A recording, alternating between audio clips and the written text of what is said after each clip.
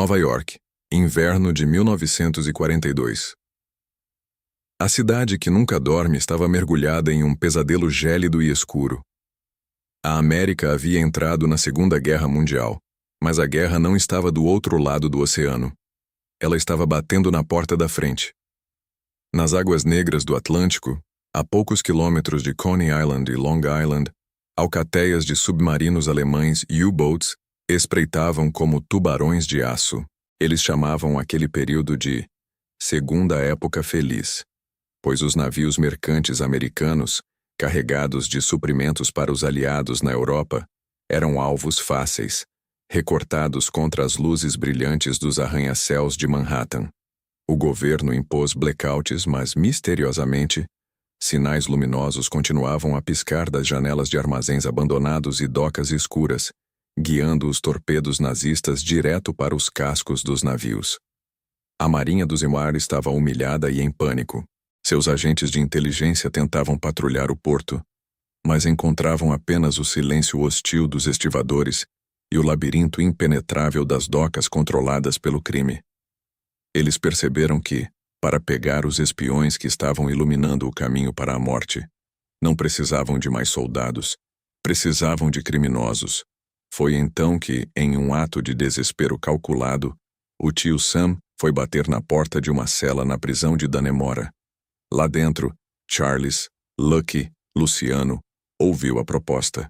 Ele sorriu, não com alegria, mas com a ironia de quem sabe que o poder real não reside na Casa Branca, mas nas ruas. Lucky deu uma ordem simples aos seus homens. Vão pescar à noite. E naquela semana, os espiões de Hitler descobriram que nas águas de Nova York, os tubarões mais perigosos não eram os submarinos, mas os homens que controlavam o concreto em terra firme. Para entender a gravidade do que aconteceu nas docas de Nova York em 1942, é preciso visualizar o cenário de terror absoluto que tomou conta da costa leste. O incêndio do SS Normandy, um transatlântico gigantesco que estava sendo convertido em transporte de tropas, foi o ponto de ruptura. O navio pegou fogo no porto de Manhattan e virou de lado como uma baleia morta, um monumento vergonhoso à incompetência da segurança nacional. A suspeita de sabotagem era desenfreada.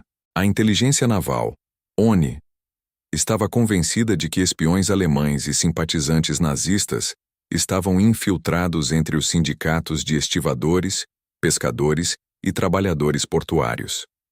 Eles estavam certos. Havia uma quinta coluna operando nas sombras, enviando informações sobre partidas de comboios, cargas e rotas. No entanto, o porto de Nova York era um estado dentro do estado. Era um ecossistema brutal onde a lei da polícia não se aplicava. Os homens que carregavam as caixas, que operavam os guindastes e que controlavam os rebocadores, não falavam com estranhos, e muito menos com agentes federais engomadinhos. Eles respondiam a uma única autoridade: a máfia. As famílias do crime organizado controlavam cada centímetro da orla, do Fulton Fish Market até as docas do Brooklyn e de Nova Jersey. Albert Anastasia, o chefe da Murder, Inc., e tinha um controle tão férreo sobre o sindicato dos estivadores que diziam que ele podia parar o comércio mundial com um estalar de dedos. A Marinha engoliu seu orgulho. O comandante Charles Haffenden, encarregado da segurança do distrito naval, procurou Joseph Sox Lanza, o czar do mercado de peixes. Lanza foi pragmático. Eu posso controlar meus garotos, mas para controlar o porto inteiro, você precisa falar com o chefe. E o chefe estava cumprindo uma pena de 30 a 50 anos na gelada prisão de Clinton, em Dannemora. A Operação Underworld foi selada não em um tratado oficial, mas em conversas sussurradas em salas de visita de prisões e fundos de restaurantes italianos. Lucky Luciano, mesmo encarcerado, manteve sua autoridade suprema. Ele viu na guerra uma oportunidade. Além de ser um negócio, Luciano, curiosamente, nutria um ódio genuíno por Benito Mussolini. O ditador fascista havia perseguido a máfia na Itália, humilhando homens de honra e destruindo a velha ordem na Sicília. Para Luciano, ajudar a América a esmagar o eixo era uma questão de vingança pessoal e patriotismo conveniente. Ele aceitou a proposta. Em troca de uma transferência para uma prisão mais confortável, Great Meadows, e a promessa de uma futura revisão de pena, ele colocou toda a máquina do submundo a serviço do esforço de guerra. A ordem que saiu da prisão foi clara e definitiva. Nenhum navio afunda mais. Limpem o porto. A mensagem percorreu a hierarquia do crime como uma corrente elétrica. De repente, os brutamontes que extorquiam lojistas e quebravam pernas por dívidas de jogo tornaram-se a primeira linha de defesa da América.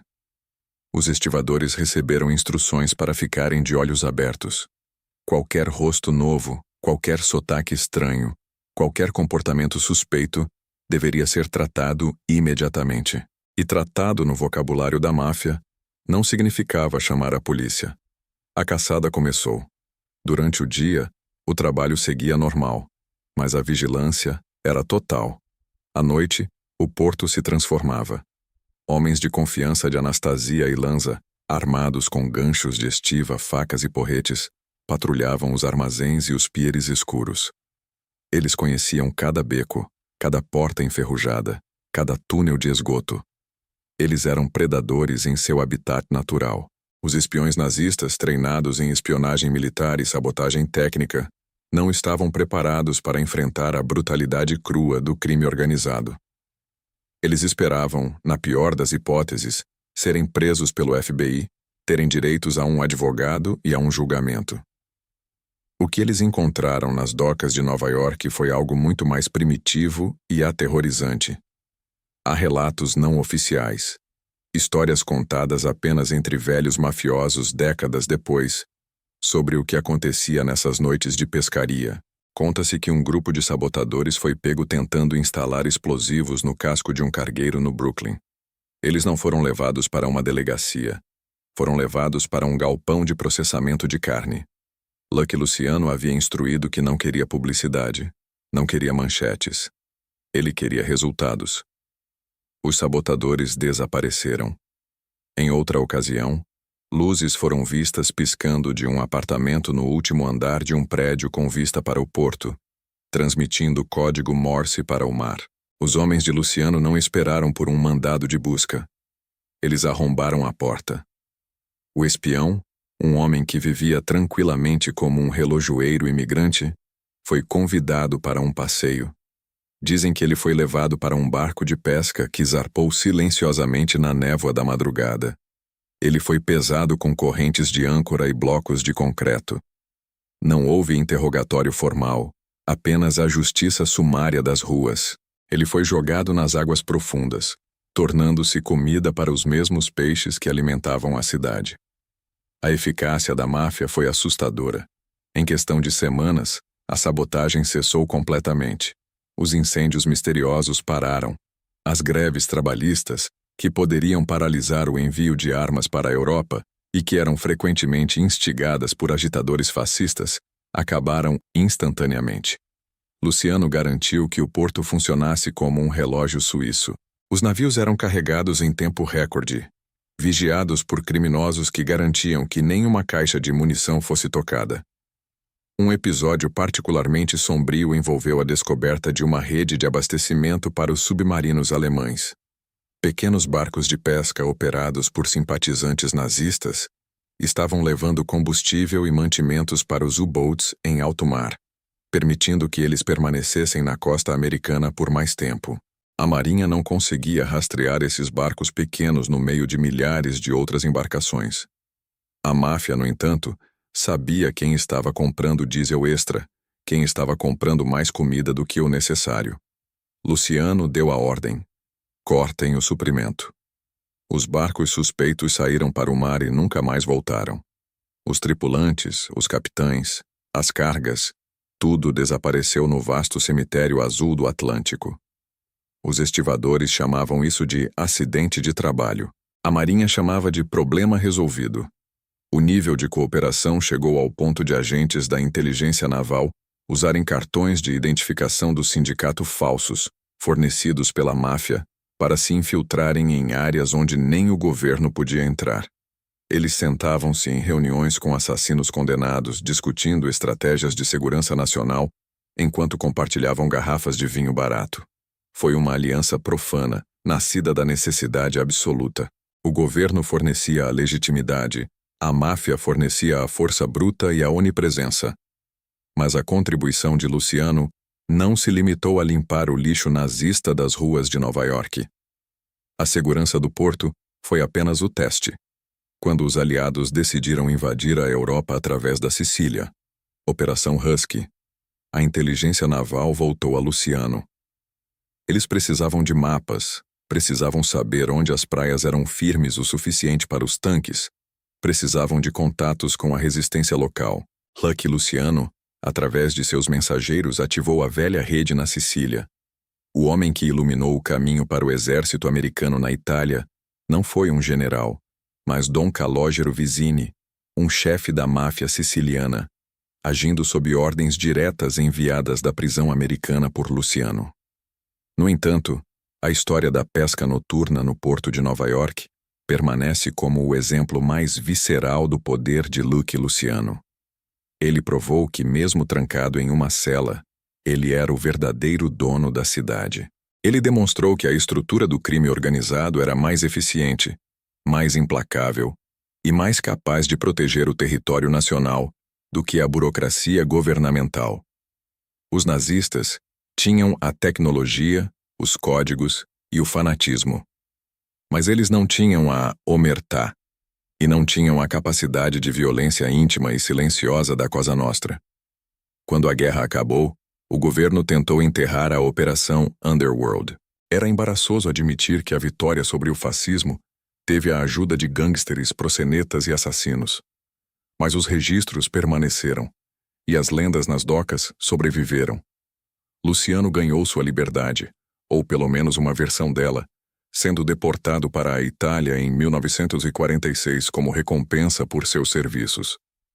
Enquanto seu navio deixava o porto de Nova York, o mesmo porto que ele havia protegido com sangue e ferro, ele podia olhar para a água e saber o que jazia no fundo. Lá embaixo, entre a lama e os destroços, repousavam os segredos da guerra secreta. Os corpos dos espiões alemães, os sabotadores que ousaram desafiar o sindicato, eram os troféus invisíveis de sua vitória. A história nos ensina que, em tempos de crise, a linha entre o bem e o mal se torna turva. Lucky Luciano não era um herói. Ele era um criminoso calculista que viu uma oportunidade de negócio na salvação da pátria. Mas naquela inesquecível temporada de inverno de 1942, quando as luzes se apagaram e o medo reinou, foi o diabo quem guardou os portões do paraíso. Os submarinos alemães recuaram não apenas por causa dos contratorpedeiros da marinha, mas porque o porto ficou escuro, silencioso e mortalmente perigoso para qualquer um que não fosse convidado.